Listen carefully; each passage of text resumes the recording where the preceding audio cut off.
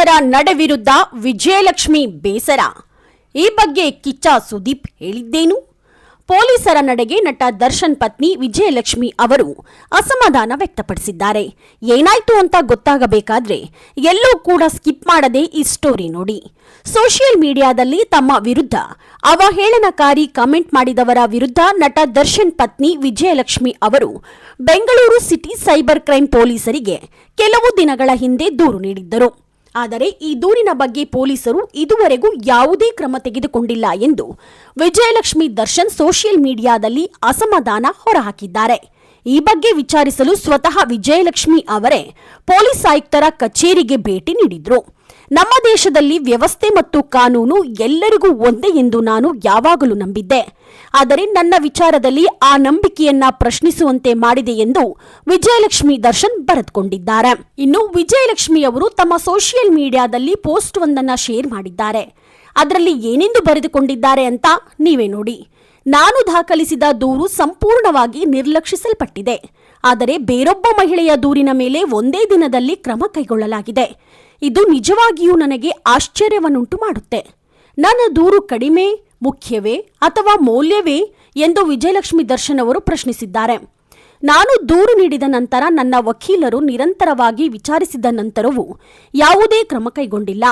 ಇಂದು ನನ್ನ ದೂರಿನ ಬಗ್ಗೆ ಖುದ್ದಾಗಿ ಹೋಗಿ ಕೇಳಿದ್ದೇನೆ. ಈ ವಿಳಂಬವು ಯಾವುದೇ ಬಾಹ್ಯ ಒತ್ತಡ ಅಥವಾ ಪ್ರಭಾವದಿಂದಾಗಿಲ್ಲ ಎಂದು ನಾನು ಭಾವಿಸುತ್ತೇನೆ ಎಂದು ವಿಜಯಲಕ್ಷ್ಮಿ ಬರೆದುಕೊಂಡಿದ್ದಾರೆ. ಯಾರು ಭಾಗಿಯಾಗಿದ್ದಾರೆ ಎಂಬುದರ ಮೇಲೆ ನ್ಯಾಯವು ಅವಲಂಬಿತವಾಗಿರಬಾರದು. ಅಂತಹ ನಡವಳಿಕೆಯನ್ನ ಬೆಂಬಲಿಸುವ ಅಥವಾ ಆಶ್ರಯ ನೀಡುವವರಿಗೆ ಬಹುಶಃ ಅಂಥ ಕಾರ್ಯಗಳನ್ನ ಕುರುಡಾಗಿ ಬೆಂಬಲಿಸುವ ಬದಲು ಉತ್ತಮ ಜೀವನ ನಡೆಸಲು ಆ ಶಕ್ತಿಯನ್ನ ಬಳಸುವ ಸಮಯ ಬಂದಿದೆ. ನಾನು ಇನ್ನು ಕಾಯುತ್ತಿದ್ದೇನೆ. ನಾನು ಇದನ್ನ ಇಲ್ಲಿಗೆ ಬಿಡುವುದಿಲ್ಲ ಎಂದು ಹೇಳಿಕೊಂಡಿದ್ದಾರೆ. ಇನ್ನು ನಟಿ ರಮ್ಯಾ ಅವರು ತಮಗೆ ಅಶ್ಲೀಲ ಮೆಸೇಜ್ ಮಾಡಿದವರ ವಿರುದ್ಧ ಪೊಲೀಸರಿಗೆ ದೂರು ಕೊಟ್ಟಿದ್ದರು. ಈ ವೇಳೆ ಪೊಲೀಸರು ಪ್ರಕರಣವನ್ನ ಗಂಭೀರವಾಗಿ ಪರಿಗಣಿಸಿ ಅನೇಕರನ್ನ ಅರೆಸ್ಟ್ ಮಾಡಿದ್ರು. ಇದನ್ನು ಕೂಡ ತಮ್ಮ ಮೆಸೇಜ್ನಲ್ಲಿ ವಿಜಯಲಕ್ಷ್ಮಿ ಅವರು ಉಲ್ಲೇಖಿಸಿದ್ದಾರೆ.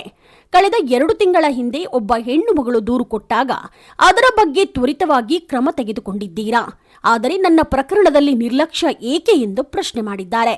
ಆದರೆ ಇಲ್ಲಿ ಎಲ್ಲೂ ಕೂಡ ನಟಿ ರಮ್ಯಾ ಅವರ ಹೆಸರನ್ನ ವಿಜಯಲಕ್ಷ್ಮಿ ಅವರು ಉಲ್ಲೇಖಿಸಿಲ್ಲ. ದರ್ಶನ್ ಫ್ಯಾನ್ಸ್ ಅಂದುಕೊಂಡು ರಮ್ಯಾ ಅವರಿಗೆ ಅನೇಕರು ಕೆಟ್ಟದಾಗಿ ಮೆಸೇಜ್ ಮಾಡಿದ್ರು.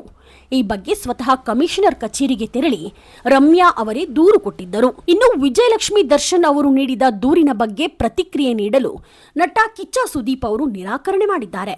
ನನ್ನ ಬಗ್ಗೆ ಮಾತನಾಡಿ ಪಕ್ಕದ ಮನೆ ಬಗ್ಗೆ ಮಾತಾಡೋದು ಬೇಡ ಎಂದಿದ್ದಾರೆ.